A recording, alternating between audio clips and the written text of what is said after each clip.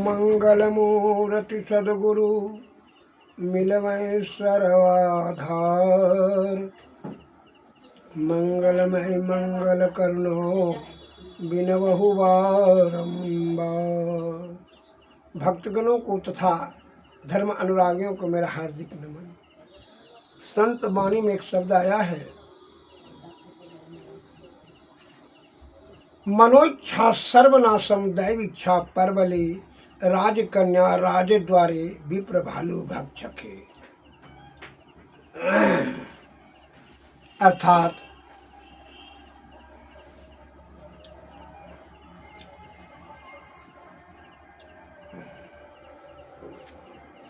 मन का इच्छा सर्वनाश है, दैव का इच्छा ही प्रबल है, राजकन्या राजद्वारे विप्र भालु भक्षके।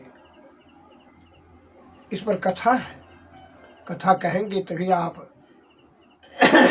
सही से इसका वास्तविक अर्थ समझेंगे।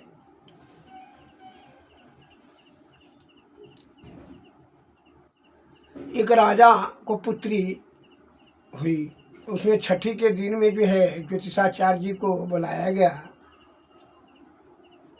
नगर के बड़ा प्रसिद्ध ज्योतिषाचार्य जी महाराज थे, बड़ा ज्ञानी।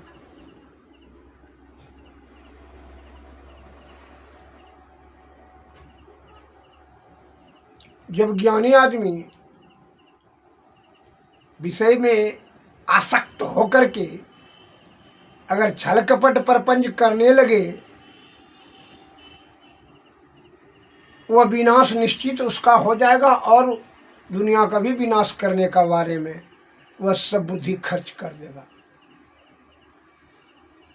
और सही कार्य में लगावे ज्ञान, तब तो देश दुनिया तथा अपना भी परम कल्याण हो जाएगा।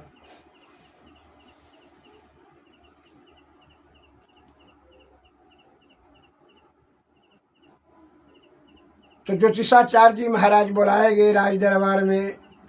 कन्या का जो है 6 दिन की कन्या बच्ची का हस्तरेखा देखा तो देखते ही वह जान लिया, उसमें लिखा था इस लड़की से जो विवाह करेगा वह सम्राट बनेगा, मन राजा का भी राजा बनेगा। तो यह पढ़ लिया, अब मने मन ये खुश हुआ और षड्यंत्र भी मन में रच लिया।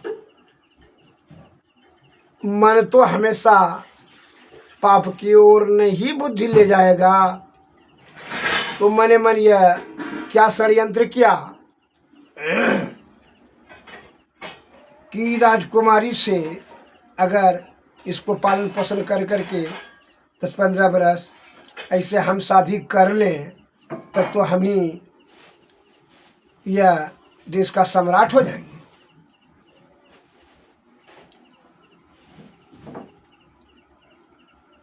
ऐसा मन में षड्यंत्र करके उसने क्या कहता है, अब शब्द का जाल बुन लिया। राजा को वह कहता है, राजा साहब ये बहुत जो है ना अशुभ घड़ी और बड़ी अनिष्ट कारणी बच्ची पैदा हुई है, अतः इसके जीवित रहने से यह राज का नाश, राज और राजा दोनों का नाश निश्चित हो जाएगा। ऐसा इसका भाग्य रेखा में लिखा गया है। अतः यह भारी अनिष्ट करने वाली बच्ची पैदा हुई है, इसलिए इसको जो है त्याग दें, अन्यथा आप और आपका राज्य भयंकर महादुख रूपी दलदल में नाश हो जाएगा, फंस करके नाश हो जाएगा। तो राजा साहब ने पूछा कि अंतिम इसको क्या करना चाहिए। क्योंकि आप इसका हत्या करवाना तो बाल हत्या लेना तो उचित नहीं है, अतः ऐसा कीजिए, एक लकड़ी का बक्सा बना करके यह बक्सा में इसको बंद करके के नदी में बहा दीजिए। हमारे ज्ञान के अनुसार से ही, जिससे कि आपको बाल हत्या का पाप नहीं लगेगा। का ठीक कहें आप। उन्हें एक तीर में दो शिकार जो है, लड़की भी नदी में बहा करके मर जाएगी और आपका राज भी सुरक्षित रह जाएगा और आपको पाप भी नहीं लगेगा हत्या का। ठीक कहते हैं आप। ऐसा ही करना उचित होगा। इस प्रकार से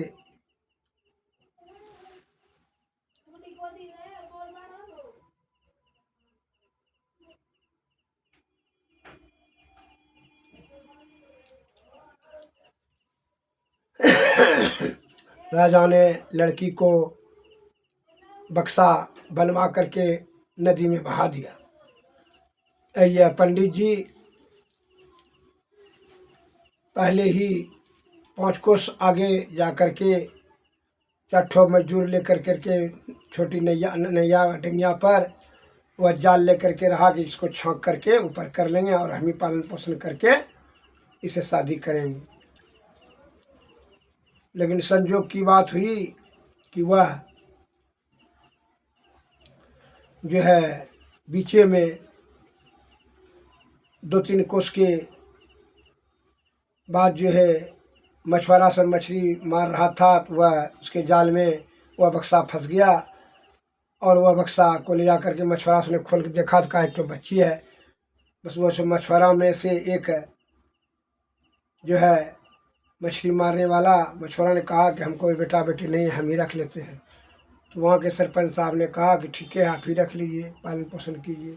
वह पालन पोषण करने लगा और वही गांव में गांव वाला ने जो है एक भालू को, जो कि नरभक्षी था, उसको पकड़ कर रखा था जाल में फंसा करके। बस उसको जो है वही बक्सा में उसको डालकर ताला लगा करके जो है नदी में उसको बहा दिया भालू को। और वहाँ पंडित जी जो मजदूर लेकर के नाव पर उसको इंतजार करे हुए सुबह बक्सा को छांक लिया। और जब बक्सा को छांक लिया तो देखता है वह घर में मजदूर को पैसा देकर भेज दिया, भगा दिया। और उधर घर में जा कर के कल्ला में एकांत में वो बक्सा जैसे खोला, बस भालू निकला। भालू ने गर्दन काट कर करके खून पी लिया, मार दिया पंडित जी को। उसी जगह यह दोहा आया है। और जो है वो लड़की जो पालन पोषण हुआ मछुआरा के यहाँ, वह जवान जो हुई तो अति राजा की बेटी थी, अति सुंदर थी। किसी राजकुमार ने उसको देख लिया, उसका रूप का बखान होने लगा। बस वह राजकुमार आया देखने के लिए, उससे मोहित होकर के राजकुमार ने शादी कर करके राजा अपनी रानी बना करके लेकर के चला गया। एवं प्रकार से उसी जगह यह दोहा सिद्ध हुआ कि मनो इच्छा सर्वनाशम दैविच्छा परवले राजकन्या राज द्वारे विप्र भालू भक्षके। विप्र जो है ब्राह्मण भालू के द्वारा भक्षण किया गया। राजकन्या राज दरबार में चली गई और मन का इच्छा सर्वनाश होता है। दैव इच्छा परवल ईश्वर का ही इच्छा परवल है। अतः यह मन के बहकावे में आकर करके विषय में आसक्त होकर के अपना आयु बल बुद्धि नष्ट न करे, यह दुख का महाकारण है। इसलिए देशवासियों से निवेदन है कि मन का मुताबिक काम नहीं करें। चित्त और बुद्धि से पवित्र आत्मा से छल कपट का परित्याग करके सतोगुण में रहे, सदाचार का पालन करते हुए सदगुरु के शरण में जाएं, सत्संग भजन करें, ईश्वर की प्राप्ति जीते जी कर लें। इसी में आपका परम कल्याण होगा। यही आपका श्रेष्ठ सोच और कार्य विचार होगा। इसीलिए यह शरीर मनुष्य तन प्राप्त किया गया है। ईश्वर के प्रकृति के बड़ी आसीन कृपा से यह तन मिला है। अतः इसका सदुपयोग कर लें कि जीते जी ईश्वर प्राप्ति करने के लिए आप सदगुरु के शरण में जाएं। उन्होंने युक्ति बताई है, युक्ति से भक्ति, भक्ति से मुक्ति। तभी समझ लीजिए, तब कहता है बड़े भाग्य मानुष तन पावा, असुर दुर्लभ सद ग्रंथ ही गावा। यतन साधन मोक्ष के द्वारा, यही पायन पर लोक सुधारा। एवं कहने का तात्पर्य है, यह जो है तन जो है मोक्ष का साधन है। जीते जी ही ईश्वर प्राप्ति करने के बारे में सदैव निरंतर प्रयत्नशील रहना चाहिए। यहाँ यह जो है जो देख रहे हैं, जितना यह नाशवान नेत्र से सभी चीज़ नाशवान ही है। अतः यह जीवात्मा को परम आत्मा की प्राप्ति के लिए सदगुरु के शरण में जाकर के उनकी सेवा शुश्रूषा से जो जुक्ति जाने, उनकी कृपा से जुक्ति जब जान लेंगे तो भक्ति करेंगे, भक्ति से तब मुक्ति, तब फिर जीवन मरण से मुक्त मोक्ष हो जाएंगे।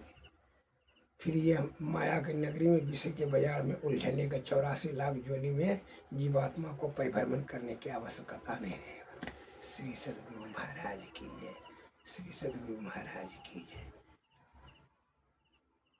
अतः मन के बहकावे में आकर के जो सुख और समृद्धि शांति प्राप्त करना चाहते हैं, वह बड़ी महा कष्टकारिणी होगी, दुखदायिनी होगा, इसमें संशय नहीं है।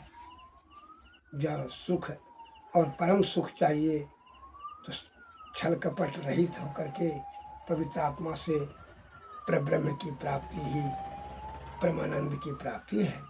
उसी में यह जीवात्मा का कल्याण होगा। श्री सदगुरु सदगुरु सदगुरु।